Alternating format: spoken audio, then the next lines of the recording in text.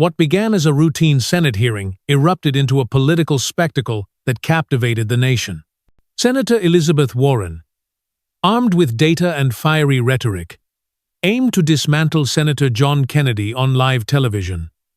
Her plan was to expose what she saw as his hypocrisy on economic policy. But Kennedy, with one razor-sharp line, turned the tables, leaving Warren stunned, the room buzzing, and the internet ablaze.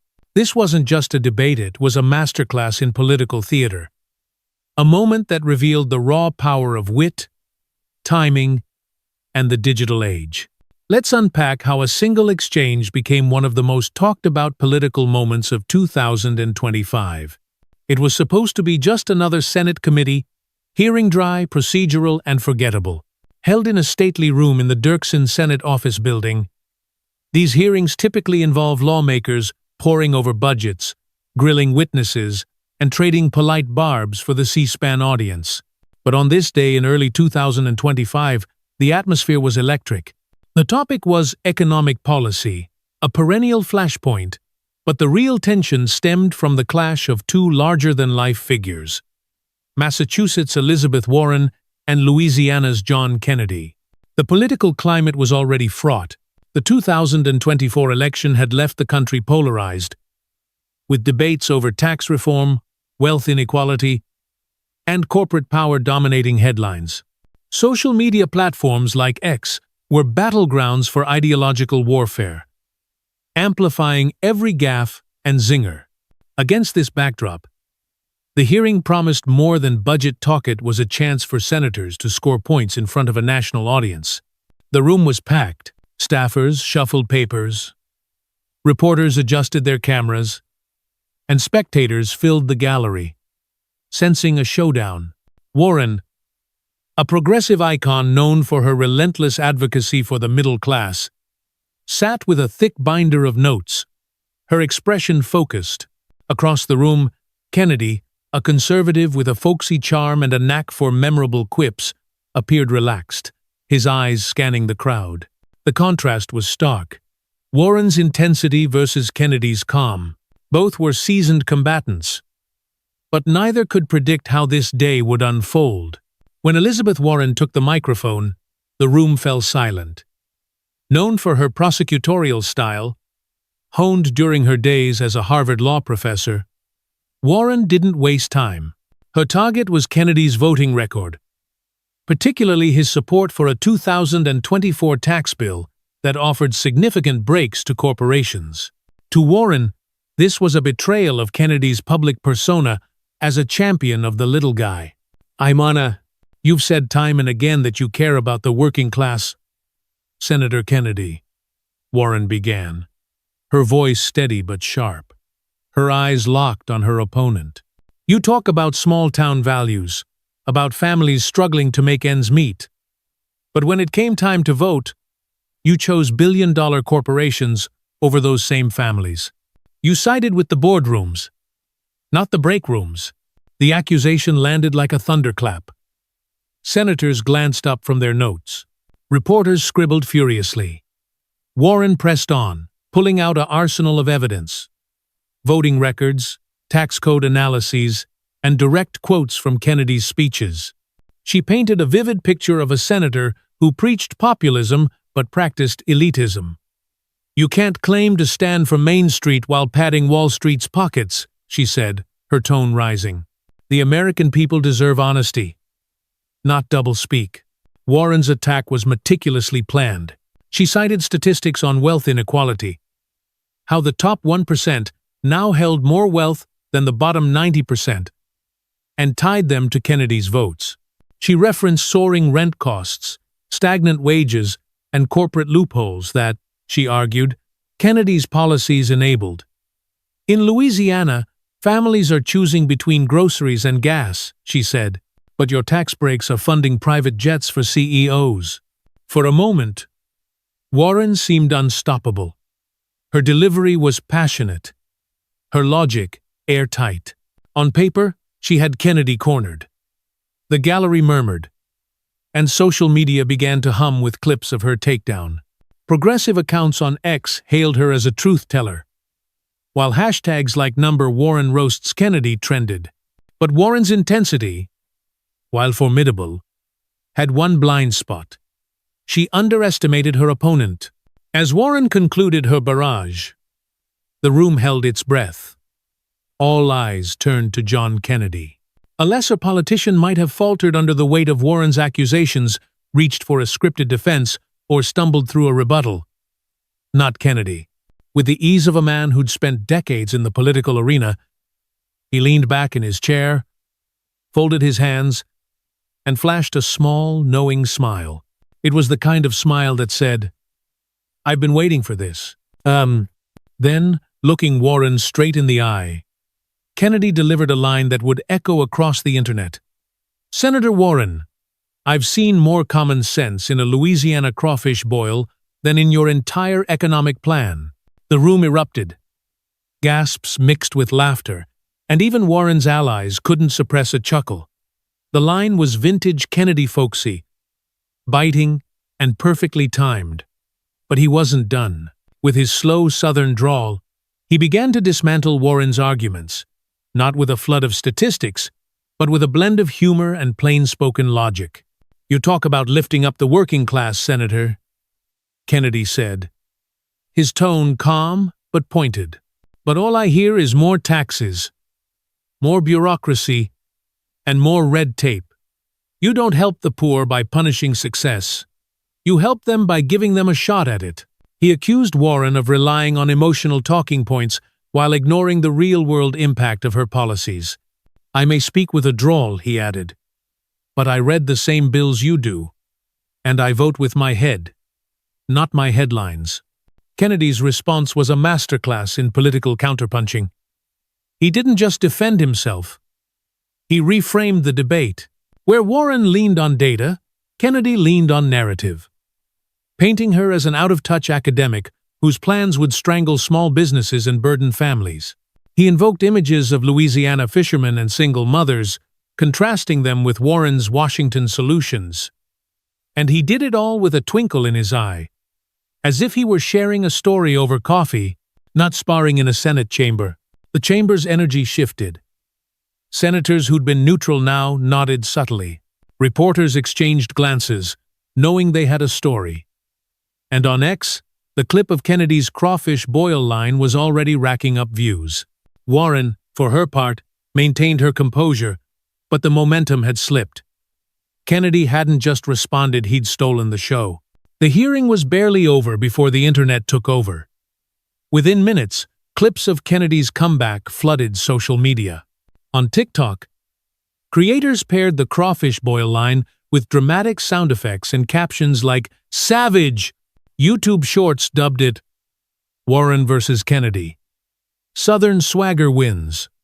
On X, hashtags like #Kennedy clapback and #Warren shutdown trended globally, with users posting memes of Kennedy as a chess grandmaster or a cowboy riding away from an explosion. The reaction wasn't limited to political junkies. Everyday users joined the frenzy, sharing GIFs of Kennedy's smile and Warren's pause. One viral meme showed a crawfish wielding a tiny gavel, captioned, "When you mess with Louisiana." Another depicted Warren as a boxer dazed by a knockout punch. Political commentary channels on YouTube pounced, with titles like "Kennedy humiliates Warren in 30 seconds" and "Why this was a political masterstroke." One creator paused the clip to analyze Kennedy's body language. "See how he leans back? That's pure confidence." He knew he had her. Mainstream media followed suit. CNN and Fox News replayed the exchange during prime time, with pundits dissecting every word. The New York Times called it a case study in political performance, while the Wall Street Journal noted Kennedy's ability to connect with voters through humor. Even late-night hosts got in on the action, with Jimmy Fallon joking, "Kennedy's comeback was so good, I'm pretty sure crawfish are now running for Senate." But not everyone was Team Kennedy. Warren's supporters pushed back, arguing she brought substance while Kennedy relied on style. "Sure, he's funny," one user wrote, "but funny doesn't fix inflation." Progressive outlets like The nation defended Warren's focus on inequality, calling Kennedy's response a distraction from the facts. A viral thread on X listed Warren's statistics, urging viewers to look past the one-liners.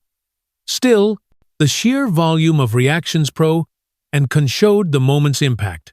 In an era where attention is currency, Kennedy had struck gold. This clash wasn't just about two. Senatorship was a snapshot of American politics in the digital age. Decades ago, a Senate spat like this might have been a footnote in the next day's papers. Today, it's a cultural event, clipped, shared, and memed into oblivion. The Warren-Kennedy showdown revealed three truths about modern politics. It's part policy, part performance, and all about the moment. First, delivery matters as much as substance. Warren came armed with facts, voting records, economic data, and moral urgency. Her argument was coherent and principled, rooted in her long-standing fight against corporate power. But Kennedy played a different game. His crawfish boil line wasn't a policy rebuttal, it was a vibe. It connected with viewers who value authenticity and wit over wonkish detail. In a world of 15-second clips, a memorable quip can outshine a spreadsheet. Second, the internet amplifies everything. Platforms like X, TikTok, and YouTube turned a Senate hearing into a global spectacle. The speed was staggering. Within hours, Kennedy's line was a hashtag, a meme, a ringtone. This wasn't just about virality, it was about cultural resonance. Kennedy's southern charm and Warren's fiery intensity became archetypes in a broader narrative of red versus blue, heartland versus elite.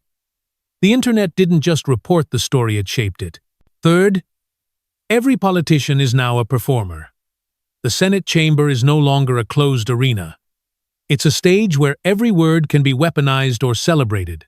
Warren and Kennedy both knew the cameras were rolling.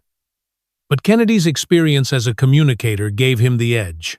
His ability to distill complex ideas into a single, shareable phrase showed a keen understanding of the digital audience.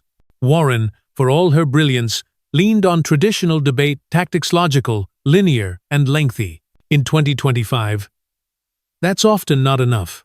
To understand why this moment hit so hard, it's worth looking at the players. Elizabeth Warren, 75, is a titan of the progressive left. A former law professor, she rose to prominence with her critiques of Wall Street and her role in creating the Consumer Financial Protection Bureau. Her 2020 presidential run cemented her as a voice for systemic change, though critics call her dogmatic and divisive. In the Senate, she's a bulldog, unafraid to confront opponents with data and moral clarity. Her attack on Kennedy was classic Warren: fierce, fact-driven, and unapologetic. John Kennedy, 73, is a different breed. A Louisiana native with a law degree from Oxford, he blends Ivy League intellect with down-home charm. Elected to the Senate in 2016, he's known for colorful metaphors and a knack for diffusing tension with humor. Critics see him as a showman who prioritizes soundbites over substance. But supporters admire his ability to cut through Washington jargon. Kennedy's comeback wasn't just a defense, it was a performance that played to his strengths. Their clash was more than personal. It was ideological. Warren represents a progressive push for structural reform, while Kennedy embodies a conservative ethos of limited government and individual opportunity. Their exchange crystallized a divide that defines American politics: equity versus aspiration, regulation versus freedom. That it played out in such a dramatic, viral way only amplified its stakes. Days after the hearing, the Warren-Kennedy moment was still reverberating. Fundraising emails from both senators reference the exchange, with Warren touting her fight for fairness and Kennedy leaning into his common-sense brand.